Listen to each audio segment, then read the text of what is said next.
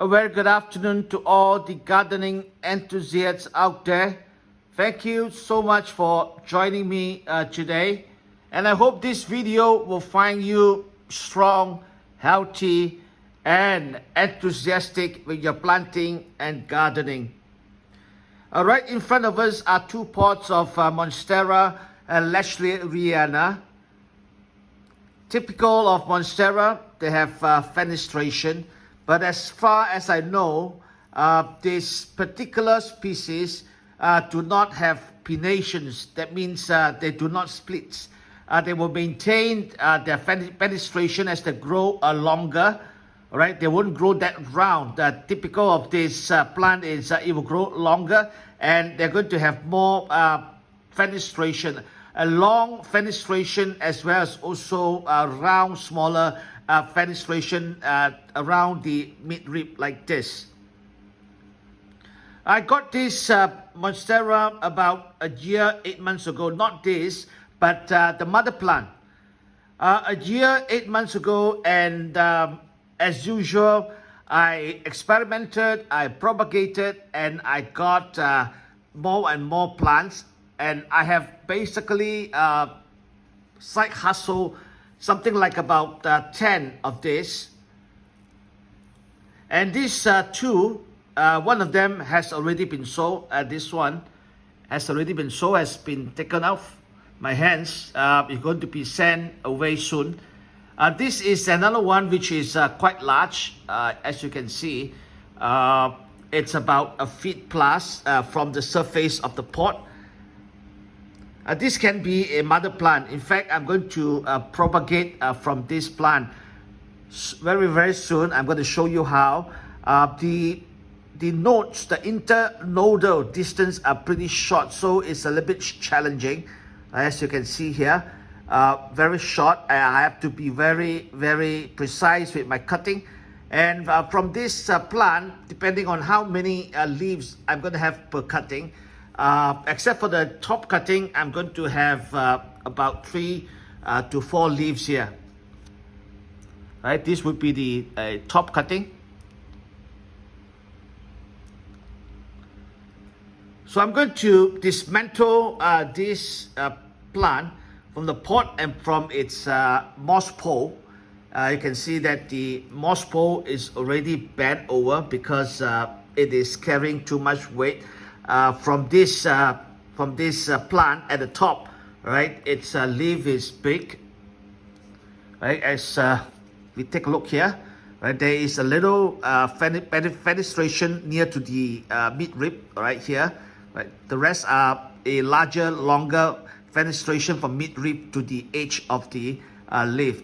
All right, I'm going to propagate this. I'm going to remove this stem from the pot, as well as also from the moss pole. I've just plucked the stem with its aerial roots out from the moss pole.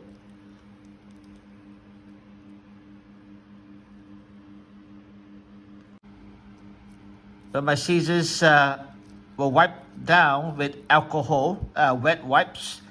And rooting powder, anti-fungicide powder is ready to protect the wounds, as well as also a box cutter which would give the cut a clean cutting.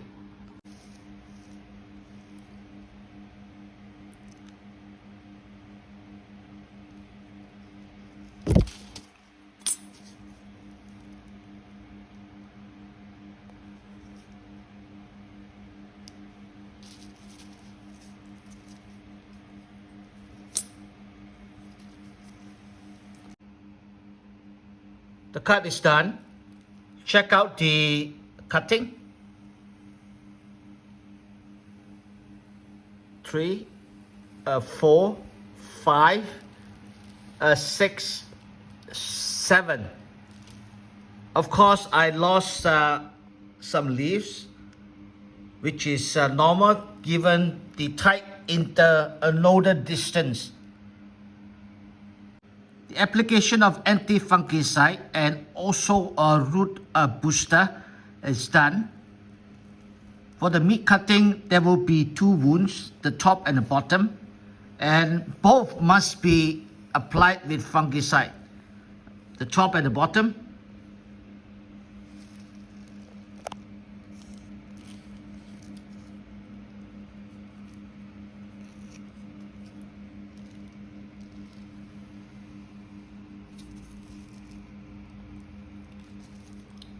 And this would be the bottom cutting without leaves. Voila!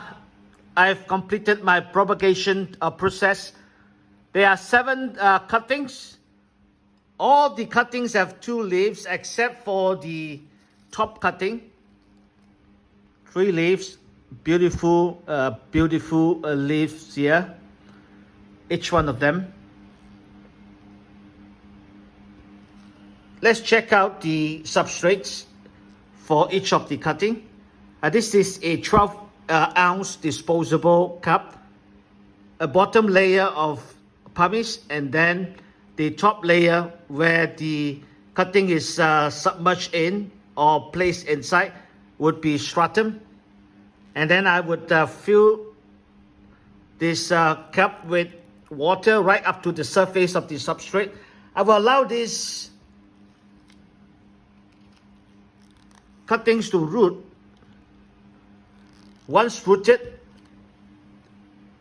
I would transfer them into plastic pots, maybe about 12 cm in diameter, and it would be basically some perlite and cocoa peat and some cocoa chips and some pumice, and it would take them into a semi-maturity. Thank you very much for joining me again. Over and out. A very good morning to all the plants enthusiasts out there. Thank you very much for joining me today. It is a wonderful morning. The sky, though overcast, but our spirit, our will, and our emotions well up with gratefulness for being able to have so many wonderful plants right in front of us and also in our garden. And I wish you today an extraordinary day. Right here are my Monstera Lechleriana, which I propagated from direct cuttings about 3.5 weeks ago. So it is about 24 days. Can you check out some of these plants that was potted? All right, this is the 8 ounce cup without drainage hose. You can check out the water. All right, okay, there's water down there. I deliberately kept it that way so that there would be a constant supply of water that will be sucked up right to the top or to the roots. Check this one out. All right, pumice at the bottom, and check out the roots. Okay, some of the leaves are actually dying because of too much water or moisture. You can see that it is browning at the top half of the leaf, and they are also browning around this leaf. But as you can see, there's a new shoot, right? A rather huge one coming out. Okay, this is the first of the 7 of the cuttings. This is a top cutting, right? So the leaf is browning again, and I have this issue which is basically from my investigation and also observation. It is because of there is too much water. All right, I think this plant prefer much less water. Make sure that the top is dry in terms of 1 or 2 inches at the top of the soil, and then water them. All right, check out the roots again. Okay, and basically from what I can see, the top leaf is so-called pregnant with a new shoot, but it is not seen as yet, right? Check this out here, it's over here. So it's not out as yet, so we got to wait. But this is a nice top cutting. Okay, this is the third plant. Check out the shoot. All right, the roots, 3.5 weeks, direct cutting. But I must say that these direct cuttings have aerial roots, quite good aerial roots when I pot them. Okay, let's check out the shoot. This is the fourth cup I'm showing, and this is the fifth one. Again, you can see the shoot. All right, check out the roots. It's gone down to the pumice. Again, there is water at the bottom. All right, good roots. And this is this has the largest, right, shoot going up. This leaf should be gone soon. I'll just leave it there until the shoot is up. I think there's another growth point right here at the bottom. All right, because these are two nodes cutting, okay, or two leaves. It has two leaves that are cut, so there are two nodes. Okay, the roots are there, and finally, this is a casualty, right?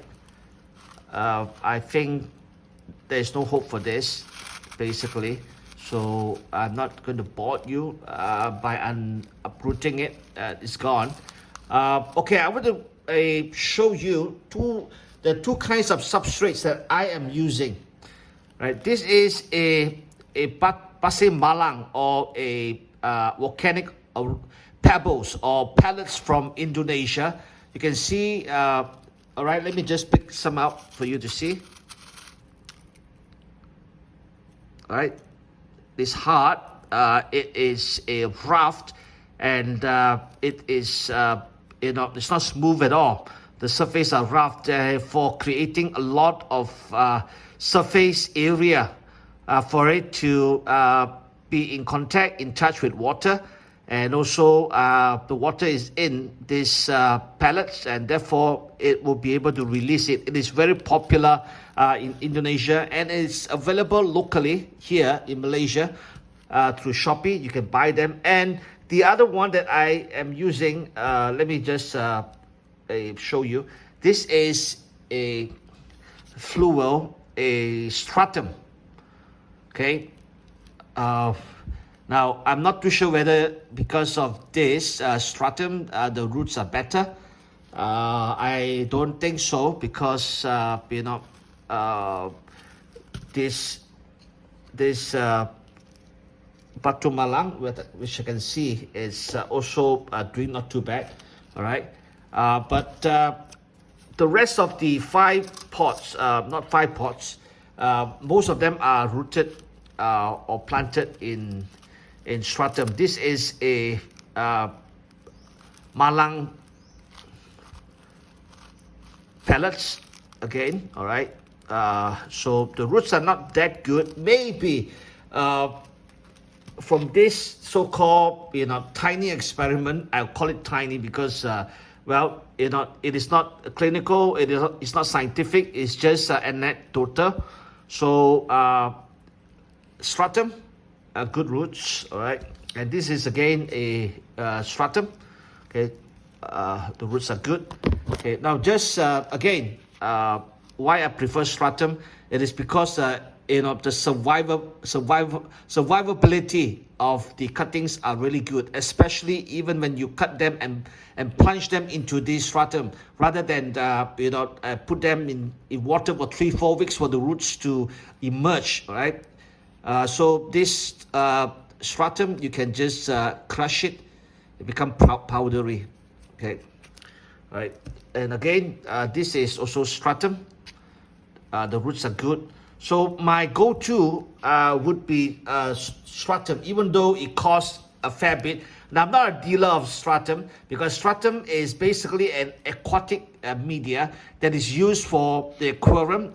They place it at the bottom and they will plant aquatic plants. It seems that that is the best media for the aquatic plants in the aquarium. All right, this is again a stratum. All right, I've been going on and on about this Lechleriana, And I hope that you enjoy it, and I hope that you have a happy time propagating and growing your plants. Over and out.